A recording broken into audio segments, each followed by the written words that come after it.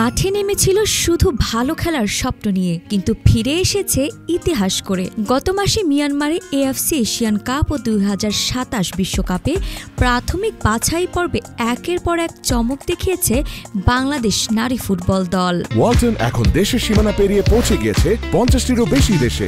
ওয়ালটন, ঘরে ঘরে বিশ্বজুড়ে। তুর্কমেনিস্তান, বাহরাইন ও স্বাগতিক মিয়ানমার 3 দলকে হারিয়ে বাংলার মেয়েরা প্রথমবারের মতো জায়গা করে নিয়েছে এশিয়ান কাপের মূল পর্বে। এই অসাধারণ সাফল্যে পুরস্কার এলো ফিফার নারী র্যাঙ্কিংয়ে।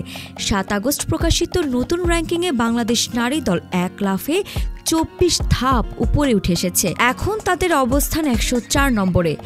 এই সময়ের মধ্যে তারা অর্জন করেছে 80.51 পয়েন্ট, যা নারী র্যাঙ্কিংয়ে বিশ্বের মধ্যে সবচেয়ে বেশি উন্নতির রেকর্ড।